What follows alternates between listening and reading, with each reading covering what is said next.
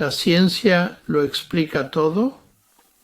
Si googleas sobre ciencia y religión, pensarás que te encuentras en una batalla, donde hay dos frentes, la ciencia y Dios, luchando entre sí. Los científicos se ven como la voz de la razón en el debate, donde la ciencia es una fuerza imparable para el bienestar humano que va a resolver todos los problemas de la humanidad, ya pobreza, las enfermedades, etc. Y algún día el bando científico espera que todas nuestras preguntas sobre la existencia, como de dónde venimos, a dónde vamos, por qué estamos aquí, y el significado de nuestra vida serán resueltas por la ciencia. Pero luego está el lado de Dios. Ellos ven la complejidad y se asombran del universo y nuestra extraordinariamente rica y diversa tierra, y afirman que es autoevidente, que hay un Dios con inteligencia detrás de todo esto.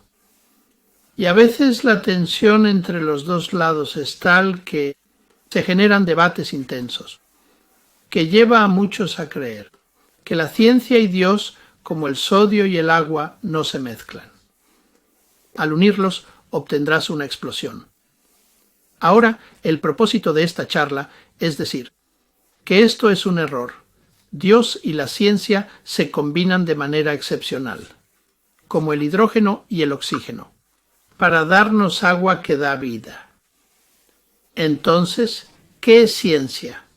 La palabra viene del latín scire, que significa conocer, y significaba todo conocimiento de todo tipo.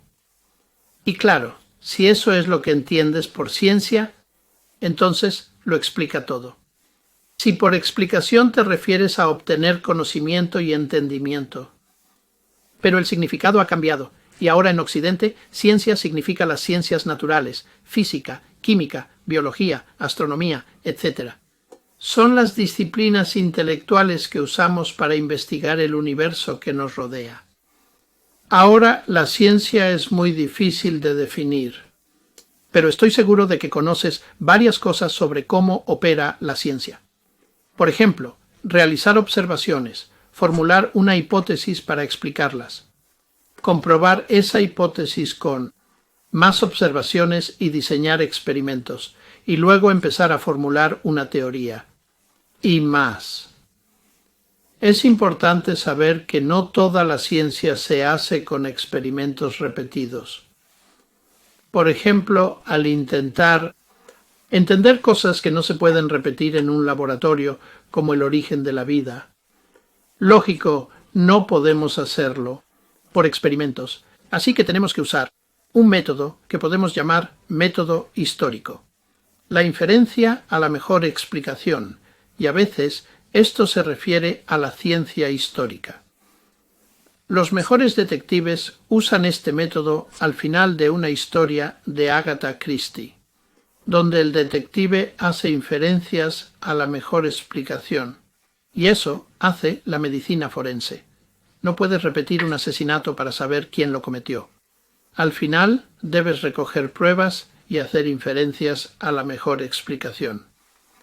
Y hablando de historia, es muy importante ver que hay una conexión profunda entre el surgimiento de la ciencia moderna de los siglos XVI y XVII y el cristianismo.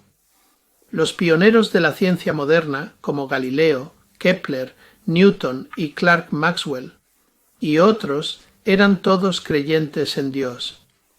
Y C.S. Lewis los une al afirmar que nos hicimos científicos, porque esperábamos leyes en la naturaleza, y esperábamos leyes en la naturaleza porque creíamos en un legislador, un dador de leyes.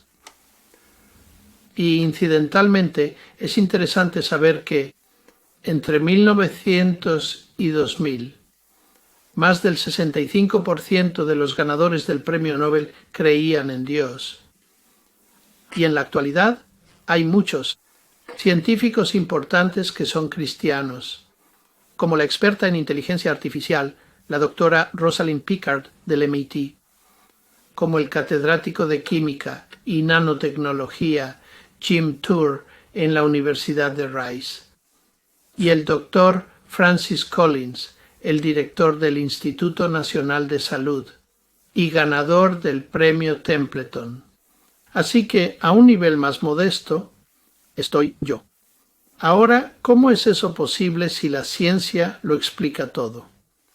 La respuesta simple es que la ciencia no lo explica todo. La ciencia es efectiva en lo que hace, pero no puede abarcarlo todo. Pensemos en la explicación científica. Y lo primero que podría sorprenderte es que una explicación científica puede que no explique lo que crees que explica. Por ejemplo, la ley de gravedad de Newton no explica la gravedad, y él mismo lo afirmó. Nos da una forma maravillosa de calcular el movimiento de los cuerpos pesados en relación unos con otros bajo la gravedad. Es lo suficientemente precisa para llevar personas a la Luna, pero no dice qué es la gravedad. Nadie entiende qué es la gravedad, así que en sí misma no te da una explicación completa. Luego, la segunda cosa es que hay diferentes niveles de explicación, de los cuales la ciencia es solo uno. Imagina que mi tía Matilda ha hecho un pastel y lo envío para análisis a un grupo de los mejores científicos del mundo. Los bioquímicos me explican la composición de las proteínas y grasas en el pastel, mientras que los químicos estudian los elementos. Los físicos los reducirán a partículas. Y los matemáticos nos darán ecuaciones para describir el comportamiento de las partículas. Ya sabemos cómo se hizo el pastel. Los expertos han dictaminado, se sabe de qué está hecho. Pero digamos a los científicos que nos digan antes de irse, ¿por qué se hizo el pastel? Y ahí está la tía Matilda, de pie junto a su pastel, y por supuesto empieza a sonreír, porque sabe por qué se hizo. Ella lo hizo. Pero es obvio que los mejores científicos del mundo no podrán decir, a partir de sus investigaciones científicas, por qué ella hizo el pastel. Nunca lo sabrán, a menos que ella se lo revele contándoselo. Y esa es una ilustración muy importante, aunque simple. Las ciencias naturales pueden responder preguntas sobre la estructura del pastel, pero no pueden responder la pregunta del propósito. ¿Por qué se hizo el pastel? Y eso muestra que la ciencia tiene límites. Y esto es reconocido por los más destacados científicos. Sir Peter Medawar fue galardonado con el Nobel de Química y él señala que es muy probable que exista un límite para la ciencia. ¿Y por qué? La ciencia no puede responder a las preguntas de un niño. ¿Cómo comenzó todo? ¿Para qué estamos aquí? ¿Cuál es el sentido de vivir? Y él dice que debemos acudir a la literatura y la filosofía para encontrar respuestas a esas preguntas. Ahora, veamos esto más detenidamente, porque existen diferentes tipos de explicaciones para las cosas. Aquí hay agua hirviendo en una olla. Explícalo. Bueno, está hirviendo porque la energía del calor se transfiere desde un elemento eléctrico al agua. Agita las moléculas de agua, así que está hirviendo. Pero en verdad hay más. Está hirviendo porque realmente me gustaría tener una taza de té. Ahora hay dos formas de explicar lo mismo. Son explicaciones distintas. La primera es científica y habla del calor. La segunda es una explicación en términos de un agente, yo y mi deseo de una taza de té. Ahora, observa algo que es muy importante. Estas explicaciones no chocan, no compiten, sino que se ayudan mutuamente. Ambos son imprescindibles para una explicación integral y, de hecho, el segundo es más relevante fuera del laboratorio. La gente ha estado disfrutando del té durante siglos antes de comprender nada sobre la física del calor. Así que una explicación científica no es igual a una explicación de agente. Richard Dawkins, por ejemplo, no parece captar este punto tan sencillo. Él piensa que la explicación de Dios, que es una explicación de agente, es del mismo tipo que una explicación científica. Y por eso les dice a las personas que deben elegir entre Dios y la ciencia. Pero eso es absurdo, si me lo permiten. Es como decir, aquí está el agua hirviendo en la olla. Hay dos posibles explicaciones, la física del calor o mi deseo de té. Debes elegir entre las dos. Tonterías. Puedes y debes tener ambas explicaciones. Ahora nota otra cosa. Ambas explicaciones son racionales, son explicaciones razonables.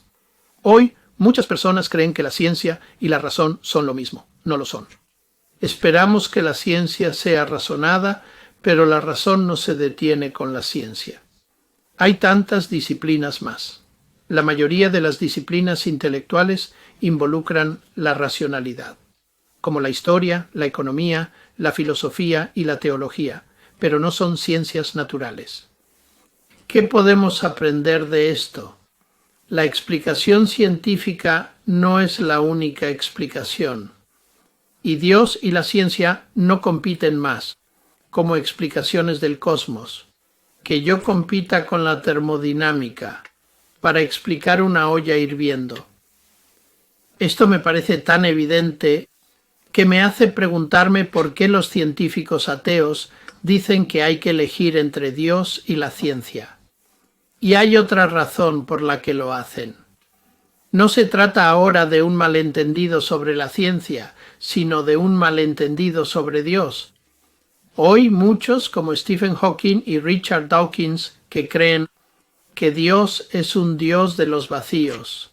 Ellos dicen que cuando no podemos explicar algo es porque lo hizo un Dios. Los griegos no entendían los rayos, así que decían que fue Dios. Ahora verás que cuando entendemos la física atmosférica y nos explica el rayo, Dios desaparece. Pero ese Dios no es el Dios bíblico. El Dios de la Biblia no es un Dios de los vacíos, es el Dios de todo lo creado. Las partes que no entendemos y las partes que sí entendemos. Soy matemático. Entiendo la descripción matemática de Newton sobre el movimiento planetario bajo la gravedad alrededor del Sol. Y por esta razón, admiro su genialidad mucho más que alguien que no entiende. Ciertamente son las partes del universo que entendemos, que nos llevan a apreciar la genialidad del Dios que las creó. El Dios de la Biblia no es solo un Dios de los vacíos, Él lo creó todo. Y ahora algo más sobre la explicación. Muchas personas creen que esa explicación siempre es reduccionista, es decir, toma cosas complejas y trata de explicarlas en términos de cosas más simples.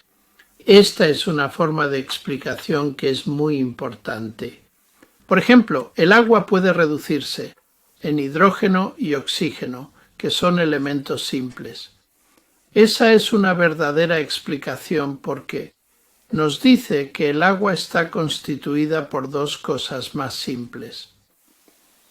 Ahora, Richard Dawkins dirá que, ya ves, Dios no califica como una explicación de nada, porque por definición Dios es mucho más complejo que lo que intentas explicar. Pero eso suena bien, pero está mal. Imagina viajar con un arqueólogo en China y estamos en una cueva y señala dos marcas en la pared. De repente dice, mira, eso significa inteligencia humana. Y yo digo, claro que no. Solo hay dos marcas en la pared y estás postulando algo mucho más complicado para explicarlos. Eso no es una explicación en absoluto. Y ella me sonríe y dice amablemente, no seas ridículo. Esas marcas son el carácter chino que representa a un ser humano. Y al verlos allí, sé que la inteligencia humana ha estado trabajando. Y eso es una explicación real. Porque quiero saber quiénes fueron los humanos que hicieron esos rasguños en la pared de la cueva.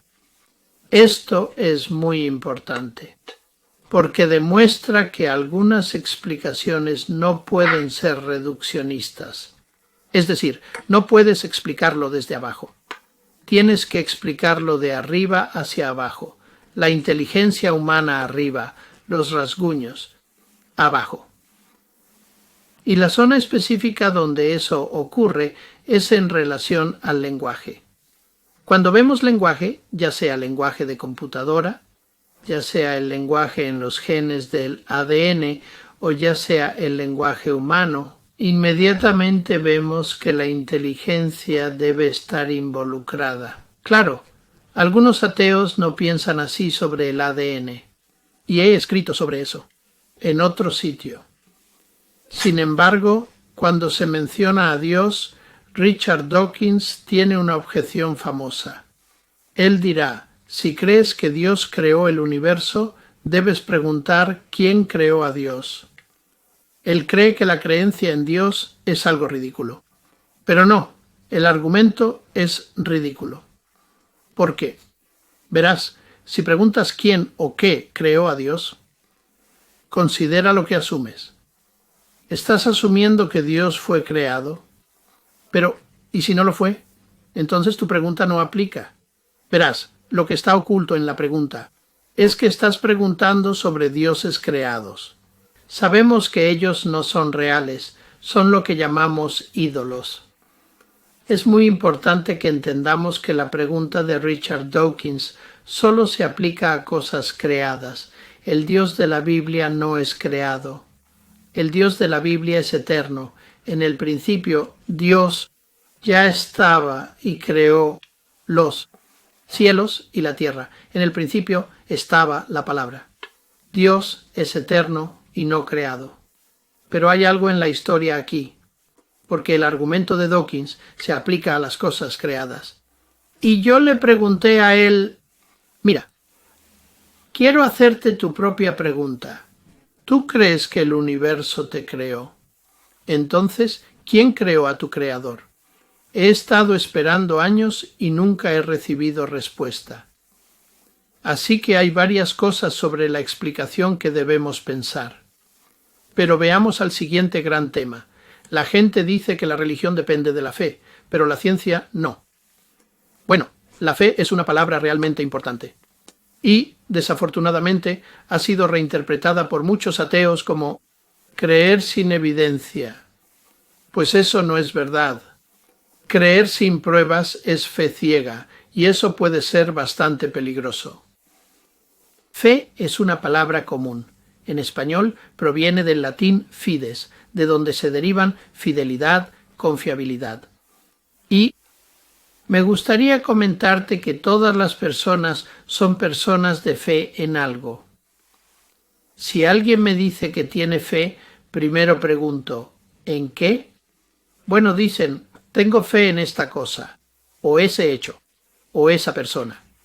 La próxima pregunta lógica que debo hacer es, ¿cuáles son las bases de tu fe, confianza o creencia? ¿Crees en el calentamiento global? Cuéntame por qué crees eso.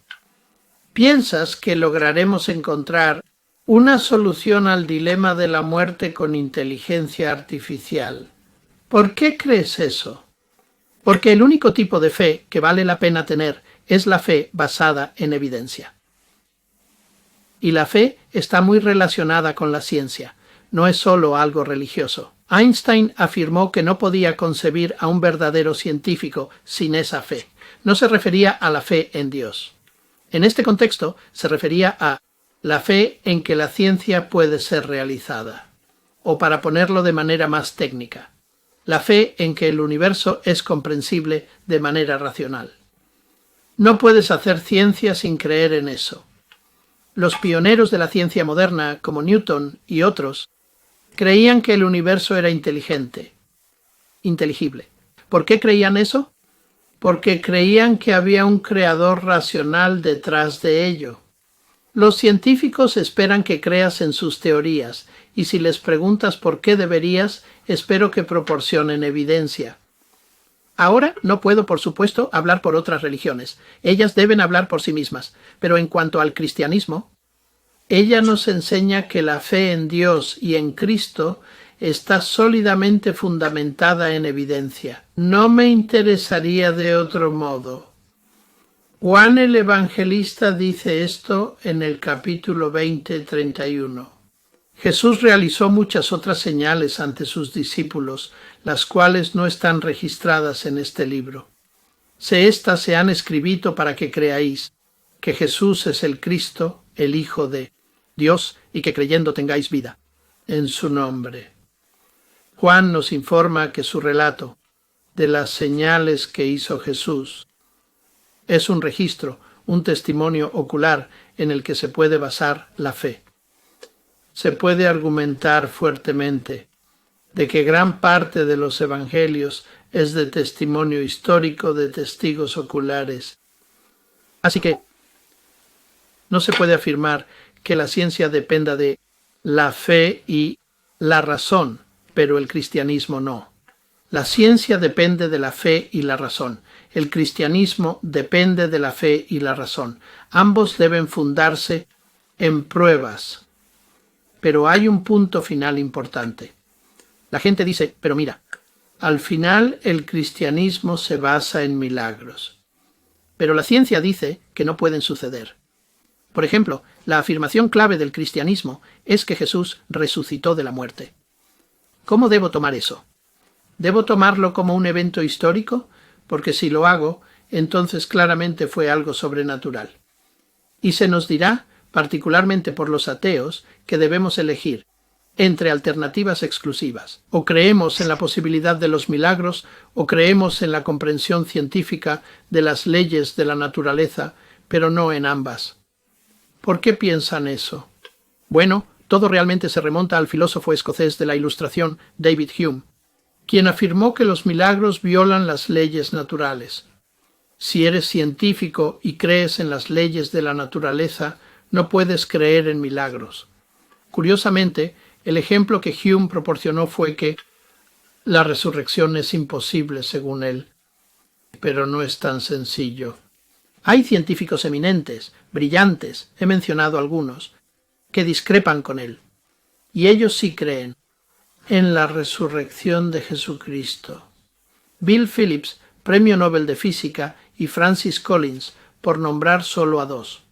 Están muy conscientes del argumento de Hume, y sin embargo, sin ningún tipo de vergüenza, confiesan públicamente que creen en la resurrección.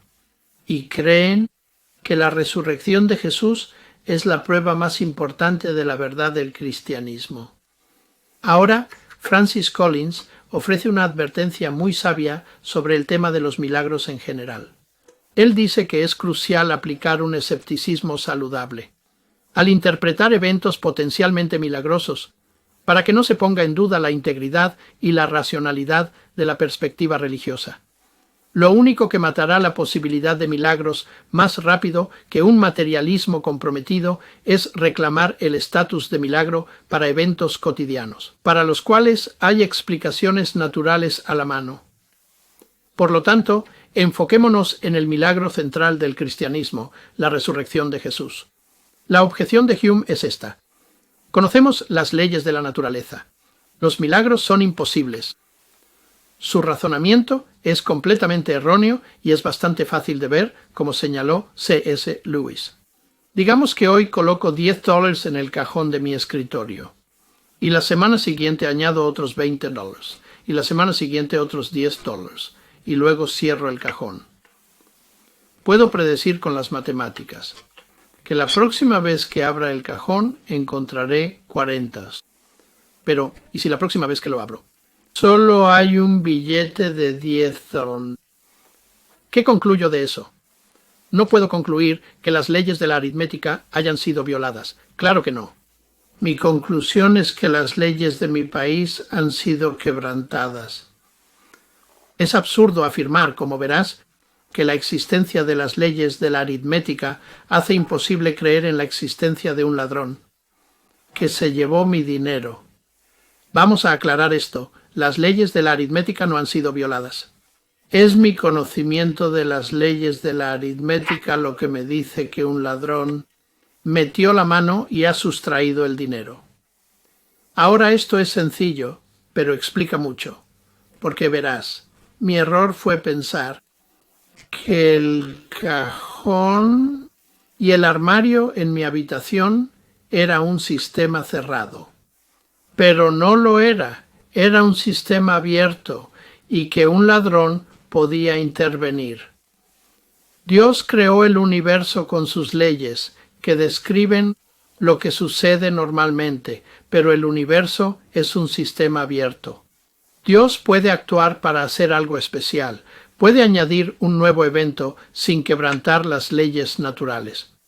Dios no rompe ninguna ley al resucitar a Cristo de la muerte, porque lo hace mostrando su gran poder.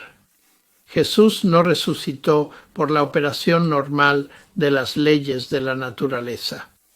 Esto me lleva a la objeción de Hume, que escuchamos a menudo. Es que la creencia en los milagros y en la resurrección en particular fue en un momento cuando las personas pensaban de forma precientífica. Podían aceptar los milagros fácilmente, pero eso no es cierto. Un momento de reflexión mostrará que para ver un evento como milagro, debe haber una regularidad visible, a la que ese evento parece ser una excepción.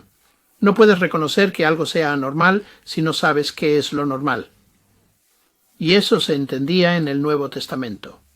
El historiador Lucas, educado en medicina, en ese tiempo menciona este asunto en su relato sobre el cristianismo, y nos dice que la primera oposición a la afirmación de resurrección de los cristianos no provino de ateos en realidad, sino de los sumos sacerdotes del judaísmo, hombres muy religiosos que eran saduceos. Creían en Dios, hacían sus oraciones y oficiaban en el templo, pero no creían en lo sobrenatural. Así que la primera vez que escucharon que Jesús había resucitado, la rechazaron, debido a que habían abrazado una visión del mundo que rechazaba la posibilidad de que alguien pudiera resucitar físicamente, y mucho menos Jesús. Por lo tanto, creer que el cristianismo se originó en un mundo ingenuo y sin ciencia es un error. Es falso a los hechos. La antigüedad conocía, al igual que nosotros, que los muertos no se levantan. El cristianismo se abrió camino gracias al peso de la evidencia de que un hombre resucitó de entre los muertos. Y he discutido esa evidencia en detalle porque es de suma importancia para mí como científico y cristiano. En los últimos 2 capítulos de mi libro, Disparando contra Dios. ¿Puede la ciencia explicarlo todo? No, explica algunas cosas maravillosamente. Pero hay toda una área más importante que la ciencia no explica en absoluto, y necesitamos niveles mucho más profundos de explicación, en especial la explicación sobre Dios.